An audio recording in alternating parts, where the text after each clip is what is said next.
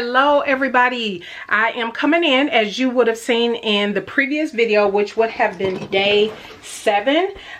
You know that I had to switch gears and pre-record the rest of the days because I have a family emergency that requires me to travel back to Milwaukee. And so yeah, the caveat I will say is, because I was planning to go live every day, if there was anything that I needed to demo or wanted to demo to show you how to use or anything like that, I will not obviously be able to do that. And because this is such a short turnaround time and I have a lot of things to do before I get my flight, I don't have time to show you.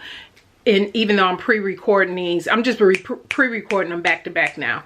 But I will not have time to demo anything. I will leave any links that's necessary down in the description box that can help you if I think there's something that you might struggle with.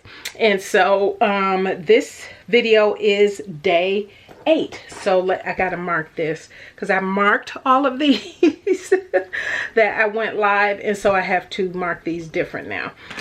So day 8, I am just going to reach in the box. We all know what's in the box, all of the goodies.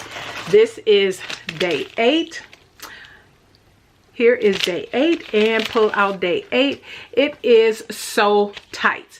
And so these are magnetic pins. Hopefully you can see that. These are magnetic pins, perfect for English paper piecing, wool applique, and other hand sewing projects. Simply slide apart, align, and snap on your sewing project and sew. And I want to thank, let me get back, thank So Tights for collaborating with me on getting these in the box to you all. I know a lot of makers have been using the So Tights system, and I figure this here is actually, in talking with them, is a great introduction into their products. And so wanted to just share that. That's what this is, day 8. So that is it. All right, stay tuned.